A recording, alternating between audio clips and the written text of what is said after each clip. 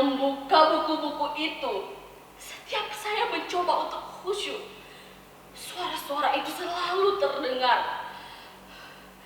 Ini terjadi saat ayah dan ibu menerapkan peraturan baru di rumah ini, melarang handphone di malam hari, dan saya harus menyerahkan benda pujaan itu pada ayah.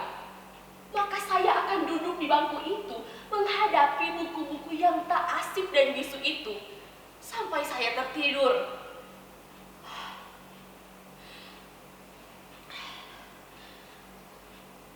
Ayah dan ibu sudah seperti tentara jaga malam. Mereka akan bergantian datang ke kamar ini setiap 1 jam sekali dan memastikan bahwa saya masih duduk di bangku itu hingga pukul 10 atau 11 malam, waktu saya untuk tidur.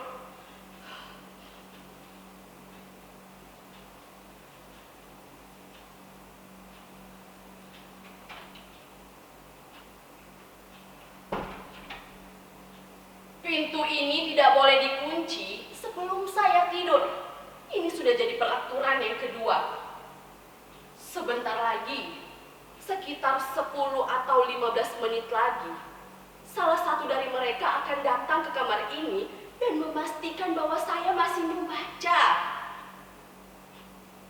Tapi, sebelum hal itu terjadi, izinkan saya bercerita kepada hadirin sekalian, baik yang menyaksikan secara langsung bagaimana nasib saya di kamar ini, maupun yang melalui Zoom. Saya bukannya tidak berusaha. Segala daya dan upaya telah saya kerahkan untuk bisa membaca buku dengan khusyuk dan bahagia. Saya juga sudah memotivasi diri saya dengan berbagai nasihat yang saya ingat, kata-kata mutiara, pantun, slogan, yel-yel penyemangat belajar, hingga kritik tajam dari para pakar itu mengenai bahaya kecanduan handphone. Tetapi herannya, hal-hal yang biasanya dipakai orang-orang untuk memotivasi diri tak juga menambah semangat dan gairah saya untuk membaca. Ya, kalaupun berhasil, itu hanya akan berlangsung sekitar 10-15 menit saja. Lalu setelah itu, menguap lagi. Sedangkan kritik tajam dari para pakar itu tak juga mengurangi kerinduan saya untuk selalu dekat dengan handphone. Kalau saja merubah diri itu serenyah dengan ceramahnya Mario Teguh, mungkin saya tidak akan tersiksa seperti ini. Apa?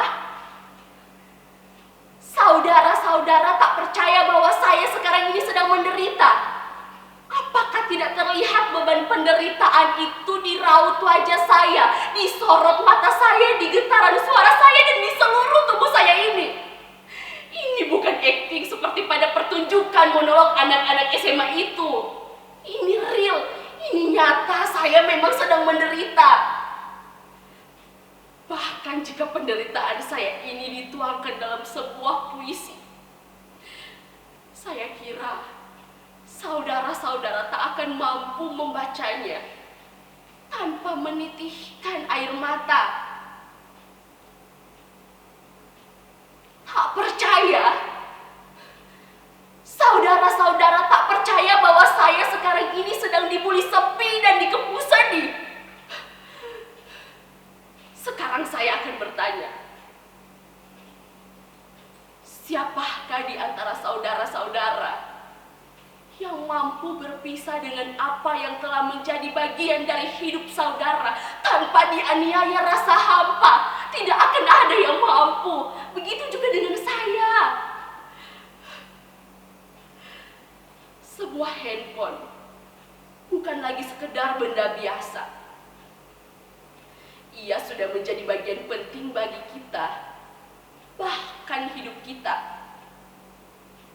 Bayangkan, sejak kecil dia sudah bersama kita, dia sudah menemani kita, dikala semua orang tidak punya waktu luang dan malas meladeni kita yang pada saat itu masih kanak-kanak dan tidak bernilai guna. Pagi, siang, sore, bahkan malam, Ia selalu menemani kita tanpa keluhan sedikit pun. Apapun yang kita mau, kemanapun kita ingin pergi, bertamasya, ia selalu menemani kita. Ia bahkan telah menyimpan nama kita dan seluruh memori kita di dalam dirinya. Dan kita telah menyimpan password dan kata sandi pembuka dirinya di dalam benak kita.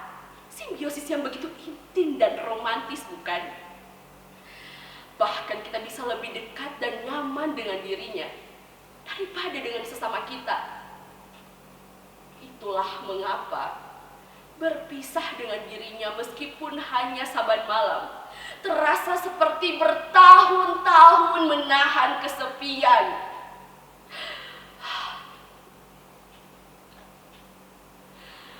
Oh, handphoneku, betapa panjang dan berat jalan yang harus kutempuh untuk kembali bersamamu.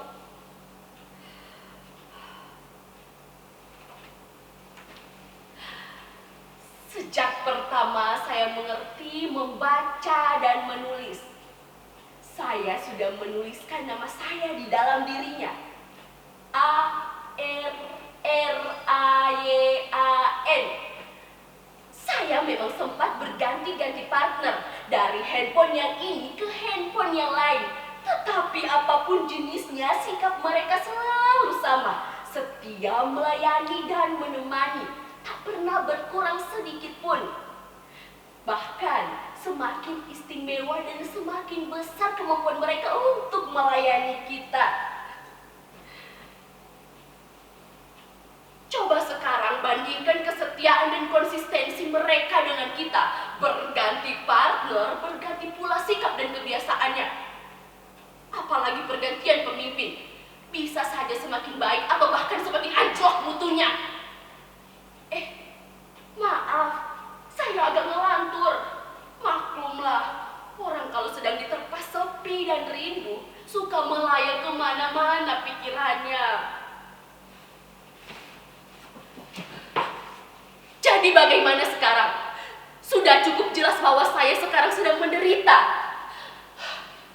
Saya menderita bukan karena hanya berpisah dengan dirinya saja, tetapi karena saya diperhadapkan dengan dua keadaan sekaligus. Di satu sisi, ayah dan ibu saya bertujuan baik, tetapi di sisi lain, jiwa saya, diri saya, kesadaran saya sudah terbiasa sejak kecil, bahkan dengan dia ada di sisi saya. Bahkan sebelum ada peraturan seperti ini, saya terbiasa tidur dan dia rebah di dada saya atau persis di sisi saya. Tak mudah lagi bagi saya melewati hari, meskipun hanya sesaat tanpa ada dia.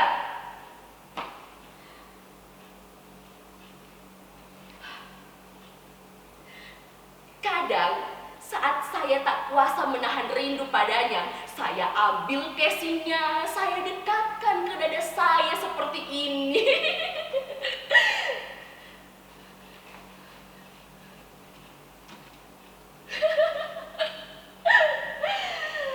Kadang saya terkenang pula saat-saat dramatis kami, saat ia menjadi lemah dan kritis dan saya dengan panik mencari tempat untuk menambah energinya.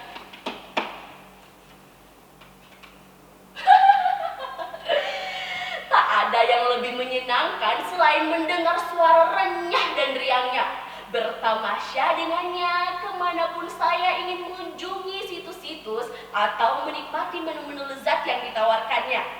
Ia membuat hidup ini menjadi lebih indah, lebih simpel, lebih mudah, dan dia tak akan membiarkan kita menunggu lebih lama. Ia memberitahu kita apa saja dengan cepat dan lengkap, tanpa kita harus mengeluarkan tenaga. Bahkan kini, ia memiliki banyak sarana yang dapat menjamin kesejahteraan kita dalam tempo yang sesingkat-singkatnya. Jadi, bagaimana saya bisa bersabar berlama-lama dengan buku-buku yang bisu ini untuk menata masa depan saya? Itu sangat menghabiskan waktu, pikiran, dan tenaga. Sementara kita pada saat ini hidup di zaman yang sangat bergantung pada kecepatan dan keringkatan. cacat dan ringkas akan ditinggalkan, akan menjadi fosil penghuni Museum Peradaban.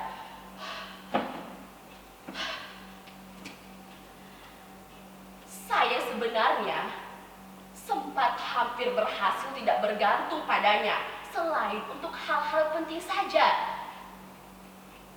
Tapi saat saya memergoki ayah dan ibu pada suatu malam, duduk begitu asik dan begitu intim dengan handphone masing-masing, saya jadi merasa dihianati. Sejak saat itu kemampuan saya untuk berpisah dengannya semakin berkurang. Bahkan kini ia ada di kepala saya. Dia jadi denyut di dalam jantung saya dan saya teramat dalam mencintainya.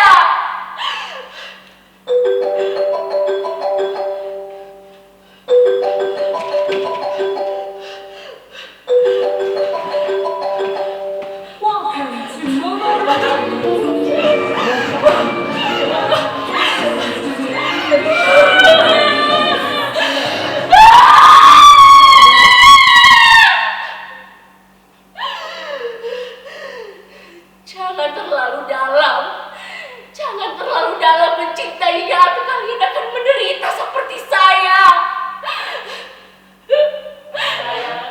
Ada apa, Nak?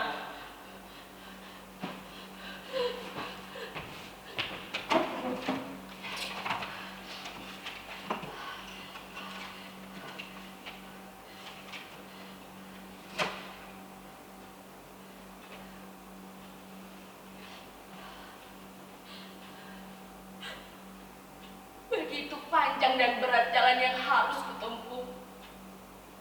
Tapi inilah yang harus kulakukan untuk menemukan kelahiranku kembali.